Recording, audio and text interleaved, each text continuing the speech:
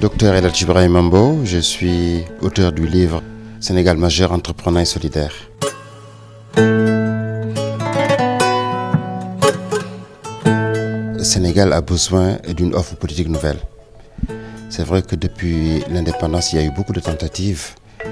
Et naturellement, j'ai beaucoup réfléchi, beaucoup étudié le pays, rencontré beaucoup d'acteurs. Et je pense que c'était nécessaire de faire une production pour mon pays, pour montrer qu'on pouvait avancer, on pouvait transformer positivement le pays et ne pas rester un peu sur les slogans. Déjà dans les années 2000 et même en 2012, il y a eu un espoir déçu. Parce que c'est vrai qu'on attendait des programmes ambitieux pour transformer notre pays. Et naturellement, la déception est là.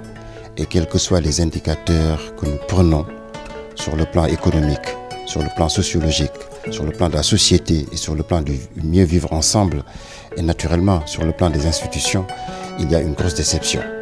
Voilà pourquoi j'ai produit ce livre, qui est le fruit, j'allais dire, de plus de 20 ans d'engagement, 15 années d'études et de recherche sur le pays, et j'allais dire 10 ans de mission institutionnelle de terrain pour la République du Sénégal.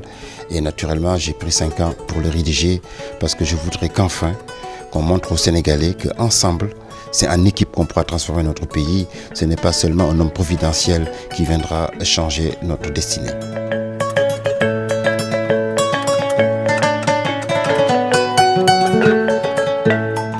Nous pouvons parler de modèle économique pour une raison simple.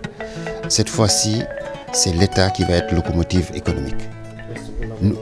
C'est mentionné, c'est le premier pilier. D'ailleurs, c'est la première fois depuis l'indépendance jusqu'à aujourd'hui. Si on regarde un peu le cursus les objectifs des présidents jusqu'à aujourd'hui, naturellement, la gouvernance économique n'était pas une priorité. Dans ce livre, nous disons la gouvernance économique priorité numéro 1 et le Sénégal doit être un pays industriel. L'industrialisation, naturellement, pour qu'il y ait des richesses, répondre aux besoins du marché intérieur, aux besoins du marché de la sous-région et aux formidables, opportunités que nous offre la ZLECAf, qui est un marché africain d'1,3 milliard. L'État doit créer des richesses, créer des emplois. Aujourd'hui, nous voyons un peu la frustration de nos jeunes qui sont perdus, qui sont désespérés, qui n'ont pas de formation, qui n'ont pas de qualification et naturellement qui n'ont pas d'emploi. Et la réponse justement, ce serait de mettre ces jeunes au travail par une formation alternée et justement leur donner, un niveau de vie décent pour que naturellement ils ne s'aventurent plus non seulement à détruire notre propre pays, mais ils ne vont pas s'aventurer non plus sur l'étranger.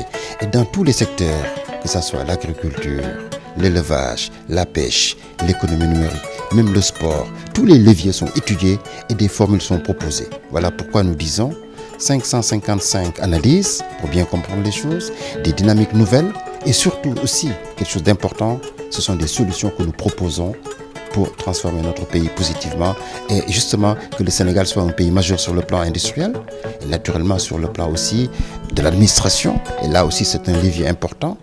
Il faut faciliter les formalités administratives. Nous proposons la création d'un ministère des données, qui est une innovation dans le monde, pour faciliter un peu toutes les procédures. Le troisième pilier qui est essentiel dans cet ouvrage, et ça aussi c'est une révolution, c'est, l'aménagement du territoire. Nous savons que notre pays n'est pas aménagé. Il faudrait non seulement réussir l'aménagement, mais parachever la décentralisation. Ce qui manque à notre pays, c'est des ressources pour décentraliser notre pays. Et nous proposons une réaffectation des ressources publiques, qu'il y ait une partie du budget affectée à ces méga-régions. Et nous en proposons 5 pour que les questions, d'industrie sur place, les questions, d'institutions, les questions, les services prioritaires universels, hôpital, université, etc., soient prises en charge à l'intérieur du pays. C'est absolument insensé de quitter Kédougou pour aller à Saint-Louis faire ses études ou aller à Ziguinchor, quitter Dar à Linguère pour venir à Dakar faire ses études. Il faudrait que le Sénégal dépasse cela. Donc le titre majeur montre que ce n'est pas seulement majeur en démocratie, parce que là aussi on a des pas à faire, mais c'est majeur aussi sur le plan économique. Naturellement tout ça avec un accord sur la CEDEAO. Et justement j'embraye sur le quatrième pilier, qu'il est aujourd'hui nous sommes gâtés par les ressources naturelles. Il faudrait qu'on saisisse cette opportunité-là pour garantir les services prioritaires universels. La santé est un problème chez nous. Nous le vivons au quotidien. Idem pour l'éducation, pour la formation, pour la sécurité encore plus aujourd'hui. Et naturellement, nous devons répondre à ces services en garantissant aux populations des services. Et justement, non seulement ces services prioritaires universels doivent être garantis, mais nous devons aussi permettre à nos populations de les traiter de manière équitable. Aujourd'hui, tout est concentré à Dakar, tout. Les services, les entreprises, l'administration.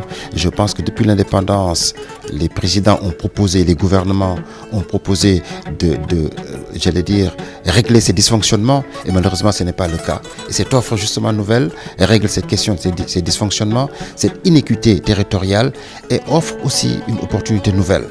Et le dernier point, c'est la diplomatie. Le Sénégal aujourd'hui est dans la CEDEAO et nous devons prendre en charge notre propre destinée. Voilà pourquoi nous proposons d'ailleurs un levier fort, que le Sénégal puisse enfin quitter le franc CFA avec les pays de la CEDEAO, parce que cette monnaie est une monnaie parasite, c'est une monnaie qui ne nous permet pas de développement, c'est une monnaie qui ne nous permet pas de réussir nos politiques économiques et nos politiques monétaires, et cette dépendance quasi-coloniale, néocoloniale j'allais dire, doit changer. Mais naturellement, le Sénégal ne peut pas le prendre en charge seul.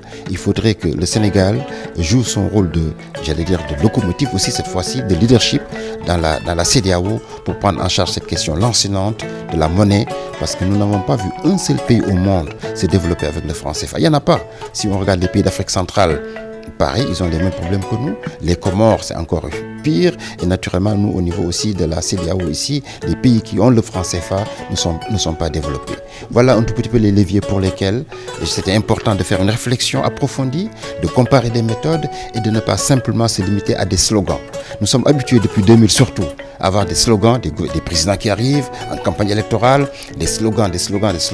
Je pense qu'il faut dépasser cela, dépasser ces slogans et proposer une offre politique. Et j'appelle tous les hommes politiques, tous les leaders, tous les citoyens, non seulement à s'approprier de ce programme, mais à l'enrichir, à en débattre, à en discuter, pour qu'en 2024, que le tournant soit un tournant positif, un tournant plein d'optimisme, d'enthousiasme. Notre pays en a besoin. L'environnement n'est pas favorable aujourd'hui. Les crises sont réelles sur le plan intérieur comme sur le plan extérieur.